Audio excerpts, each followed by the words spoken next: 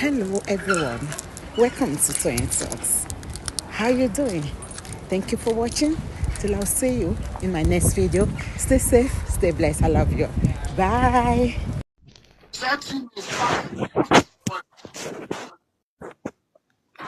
Bàbá àwọn ọmọ ẹ post yẹ ìwọ tó dàbí láǹtó tó ti rí sàlẹ̀ tó tóbi sókè ta ló wá bú ẹ lórí platform mi rí èmi gbà kéèyàn bú ẹ sexy mi ìwọ náà àwọn kan ló máa ń ṣe fracas ẹ̀yin kẹlẹ wá fún fracas ta ló bú ẹ lórí page mi. ó wà lórí page ẹ báyìí o.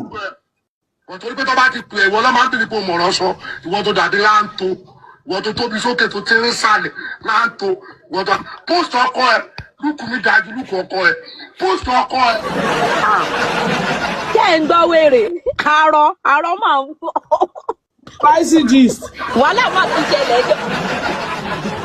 ṣé gbọ́. Spicy gist. Spicy gist. Níbi tó ti ń ṣépè fún mi gangan níbi tí ọbaarọ ti ń ṣépè fún mi tí bọ̀ yẹn ti lọ́mọ. máa bá yín wá. ẹ bá sáré bá wa ẹjọ́ ìyẹn mo fẹ́ play sí kẹ́ máa gbọ́ o bíjà ṣe ń ṣẹlẹ̀ rèé sáré wa ẹjọ́ torí ọlọ́ ẹ jẹ́ sáré wa.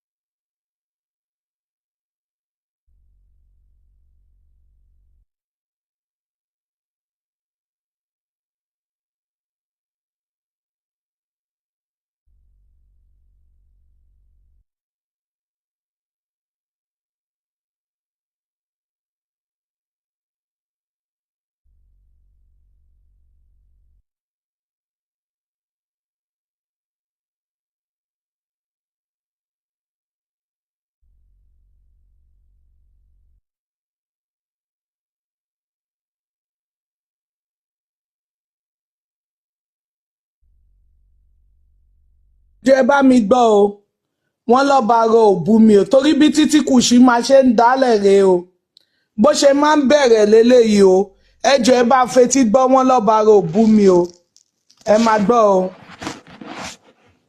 ọ̀pọ̀jì tí mo fún bàbá Mohbad ẹ ṣe kọ́ta ẹ̀ ṣe kọ́ta ẹ̀ ẹ ṣe kọ́ta ẹ̀ ẹ ní soríire ẹ̀yin tẹ́ ń sin Nàìjíríà tẹ́ ń búkú tẹ́ ń bárùn ẹ má bọ̀ Nàìjíríà kí a máa ṣe sọ̀sọ̀sọ̀ ẹ ní jèrè ayé sexy mi ìwọ Lisa. ṣe bẹ́ẹ̀ ti gbọ́ sàmà. sexy mi ìwọ Lisa. ó tún gùn jù bẹ́ẹ̀ yẹn lọ. mo sọ pé kọ́lẹ́sọ̀ ò dáhùn ara balẹ̀ mo pọ́n ilé ò gbápọ̀lé ara ẹ̀ máa balẹ̀ sinmi ẹ̀dọ̀ má wọrí o ti gbọ́ fídíò ẹ̀yọ̀ kan ló máa jẹ má wọrí o ò ní jẹ́ ju fídíò kan lọ iná máa ń mú ẹ má wọrí o ti gbọ́ ni mo pọ́n ilé tó lóò fẹ́ gbápọ̀lé yẹn wàá bá o ti gbọ́ má wọrí. olóògùn burúkú mà ní sẹ́ksì mi. Bàrẹ̀ kàrọ̀. Sẹ́ksì mi ogun máa pàyà ẹ̀. Ogun máa pàyà ẹ̀. Ọba rẹ̀ kàrọ̀. ṣe bẹ́ẹ̀ ń gbọ́ sẹ́ksì mi ogun máa pàríyá ẹ olórí burúkú títí kù ṣaláyé bàjẹ́ ọmọ abúké yẹn ó dẹ̀ ní ṣé ọba arọ́ bú mi ni ẹ máa gbọ́ ọ. ọ̀rọ̀ ṣé èmi máa kọ́kọ́ sẹ́ksì mi. Bàrẹ̀ kàrọ̀. olóògùn burúkú mà ní sẹ́ksì mi. Bàrẹ̀ kàrọ̀. Sexy mi, ogun máa pàyà ẹ̀. Ọba rọ Ogun máa pàyà ẹ̀. ọba rẹ káàárọ̀. Ẹ káàárọ̀ ṣé èmi ni máa kọ́kọ́ yarọ? Ẹni sùúrù ọba Ẹ rọ máa mú balẹ̀ kí. gbogbo nǹkan tí mo ṣe lánàá. Tó bá jẹ́ pé èèyàn kan ló rán mi ṣe lánàá. Ọdún bọ́ọ̀lì 2026. Ọdún máa pa gbogbo yín dànù. Ọba rọ. Freedom fighter. Mo ti mọ̀ pé tẹ máa ń bínú fẹ́ gbọ́ tí yàn mo mọ̀ yín dáadáa. Ọba rọ. ṣe bẹ́ẹ̀ ti gbọ́ sexy mi ogun máa pàyẹ́ ẹ títí kù sí olórí burúkú ló tún dá mi ilẹ̀ lálẹ́ yìí o lẹ́yìn ìgbà táwọn èèyàn ti bẹ̀ mí o torí ẹ̀ mo ṣe ń play fún yín kẹ́ lè gbọ́ o àwọn lọ́tún bẹ̀rẹ̀ o so ìsí ìdẹ́kẹ̀rẹ̀ èmi ò dákẹ́ mọ́ o. wọ́n ṣe ń bú wa tó ń bá gbàlagbà tó ń bọ́ ọmọdé tó ń pe rálì àtúbí kan. Àwọn ṣẹlẹ̀ àwọn tó ń gift wọn ni.